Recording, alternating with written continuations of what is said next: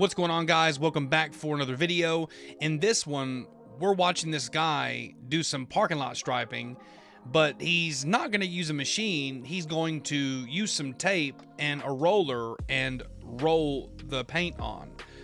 Now, there's a lot of videos on YouTube giving examples of how people already do this, but the reason why I picked this specific guy is because in his YouTube videos, he does tutorials on basic do-it-yourself projects. Since he's not somebody that does this every day, I really want to show you guys how easy it is for you to get started at this and explain how it's not that complicated at all. There's a lot of guys that are starting to get into the Discord chat that don't yet have a parking lot striping machine. And I want to say this, if you cannot afford a machine right now, don't let that stop you from getting started. We got guys in the Discord chat making thousands of dollars and they don't have a machine. Okay? So let's watch this guy and how he paints it. I'll make some commentaries and then we'll see how he does. All right, let's get into it. Today we're going to be looking at how to paint some parking spaces. So, like I said, we're going to be looking at painting some parking spaces today. I've done a few already, as you can probably see in the background. We're going to go over this one behind us and we've got a few more to do. So I thought I'm going to show you how I do this one. It doesn't have to be parking spaces, it can be road markings. And what I'm using is some heavy duty road line paint. So the first thing we want to do is give the area we're painting a good sweep. I've already done that. We just want to get rid of as much dust as possible. We're not going to get rid of it all, but we've done the best we can do. So now we're on to mark out the area. I'm going to use masking tape. If you've got duct tape, you can use that, but it will cost you a little bit more, as obviously masking tape is cheaper to buy. So we'll do that now, and then we're ready for painting.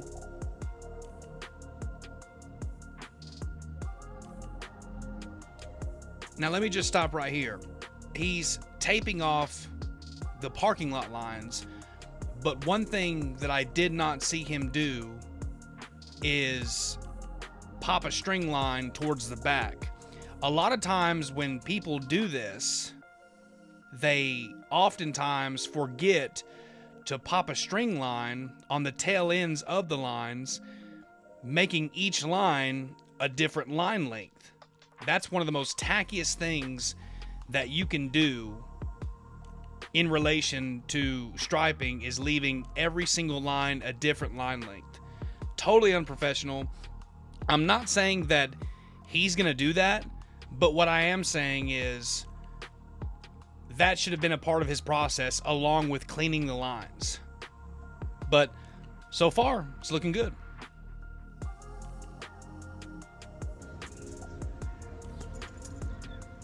Quick little tip, if you stick the very end down first where you want to start, make sure it's pretty secure and then stretch the tape all the way to the very end and it'll give you a nice straight line, because if you're doing a little bit at a time without realising, you're going to start curving around. I'll try and show you what I mean. So we'll stick the first bit down. That's a good tip. That's really good.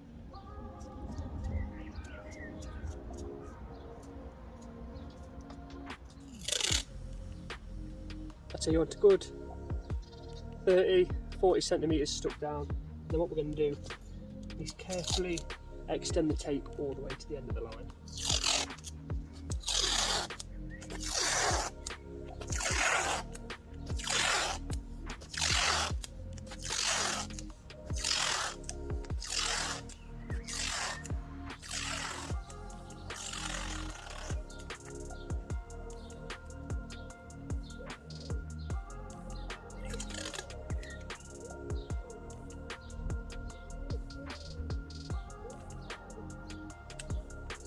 I want to say this, one thing that you got to watch out for when you're doing it this way, you got to watch out for making each line not only a different line length, but a different line width as well.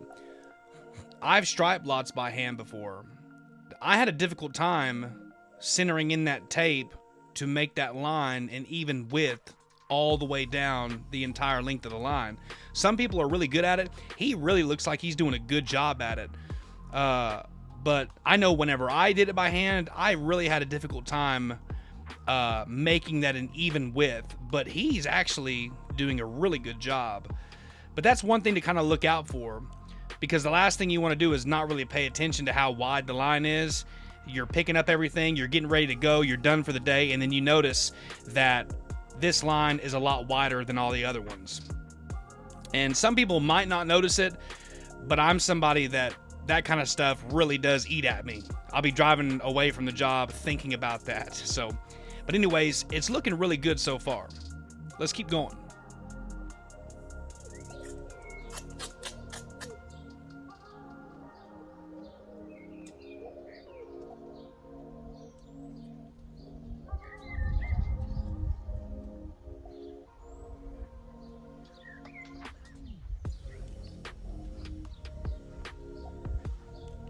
As you can see now, I'm just walking along it to push the tape down onto the floor. You can do this, or you can go along and push it down by hand. You'll probably get it down a bit better if you do it by hand, to be honest. Just you can really get it into all the little grooves. I think it looks great. So ideally, you want it pushed down as well as possible, just to try and stop that paint from leaking underneath. Yeah. So now we've done that, we're ready to start painting.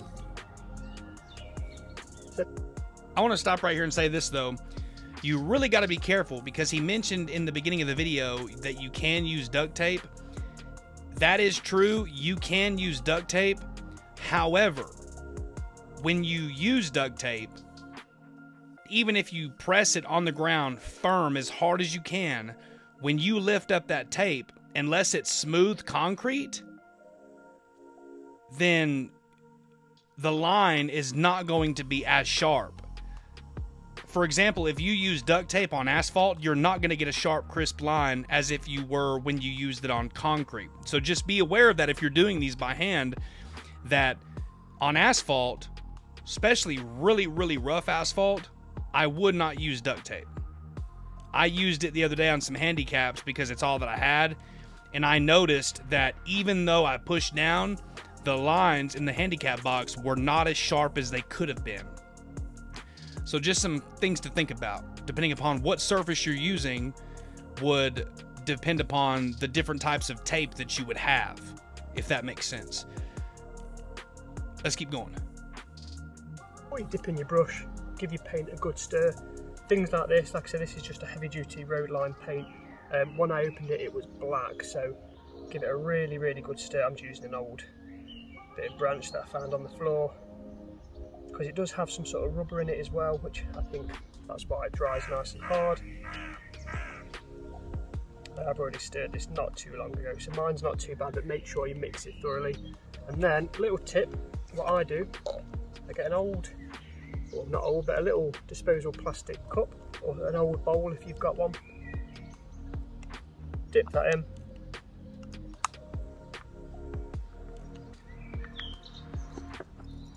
Keeping it in the lines, and I just run myself a little line down to start with. And you get your brush. Also, I want to say this, he's using a brush. If you use a roller, I believe you'll get the same type of results, but I've noticed that whenever I use brushes to paint, it uses a lot more paint than it would than if I was using a roller. I know whenever I stripe sometimes a line on a little mess up area, I definitely don't use a brush, I use a roller. I'm not sure why he's using a brush. If it was me, I'd be using a roller, but yeah, if it was me, I'd be using a roller. But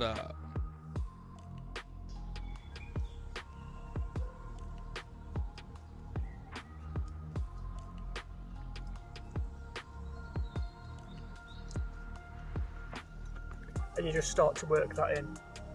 I'm going from the edge of the masking tape to the middle instead of running it to the edge, because all that's going to do is push it underneath.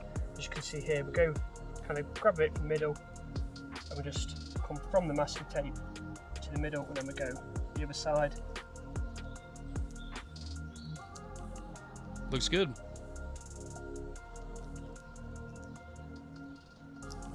If you've got any little holes, you want to just dab your brush into them and give it another brush over. You want to carry that process on until you finished your line off.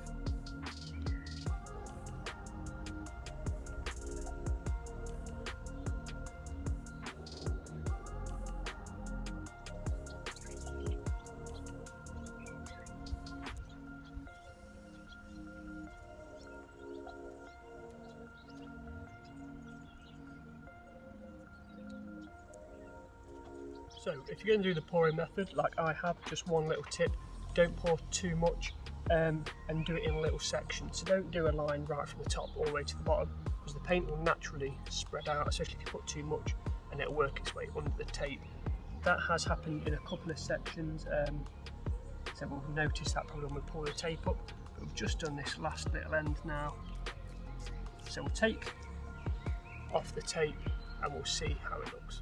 Before you pull the tape off, I'd advise you to pop on some disposable gloves because you don't want this stuff on your hands. Also, I'm using a brush that I can chuck away. If you've got a spare one, I'd advise you do the same because they don't always clean up too well after this sort of paint. Okay, so we're going to take the line off, we'll see how it looks.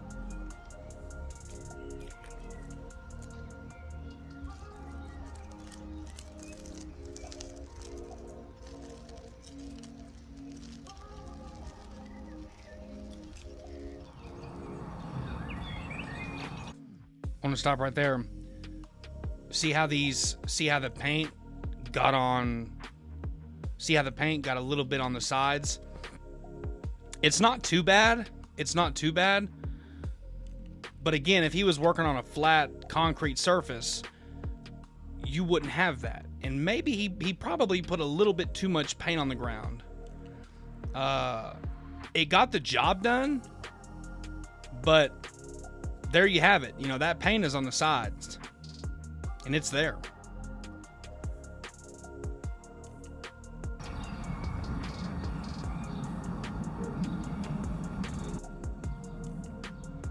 So as you could see, unfortunately, some of the paint had slipped under the tape from a distance, so you can't really tell, and it still looks better than the line that we haven't gone over yet. Obviously it's an old line, so it's not a brand new one, but you can tell the difference there. These are the ones we've done. We're on to the last one now, so I'll do that off camera. I've had to rush it a little bit though because it started to rain, unfortunately. I did check the weather and it wasn't forecast, but there we go. So try and pick a nice day to do this because you don't want it getting wet.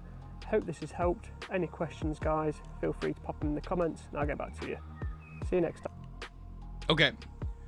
One thing that he said kind of bothered me. He said it looks good and you can't really tell unless you're close up. And that is true to a certain point, but we really want to try to do our best as contractors to make sure it looks good far away and it looks good close up. Now I understand every single line isn't going to be perfect. Every job you do is not going to be completely perfect, but we still want to make it look good close up and far away. But there you have it, guys. I mean, the reason why I picked this guy to make commentary on this YouTube video, because he's just a regular old guy that said, I'm going to repaint some parking lots. Made a YouTube video out of it, and he does tutorials on his channel. That's why I didn't pick an already notable parking lot striping YouTube channel or video to look after, because I wanted to show you how just some regular guy got some tape, some paint, and striped a parking lot by hand.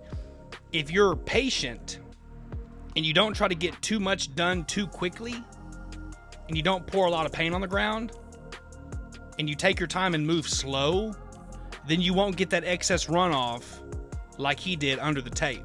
So as long as you take your time to offer your customer a high quality product, even though it might take you longer, you can do this. To my guys who are in the Discord chat that are striping by hand, man, y'all keep going, keep doing it, because you're inspiring other people. To my people who have not yet started because they don't have a machine, if this is something that you really want to do, you'll find a way to do it even if you don't have a machine. Anyways, guys, thanks for watching. I hope you subscribe and support the content, and we will see you in the next video. All right.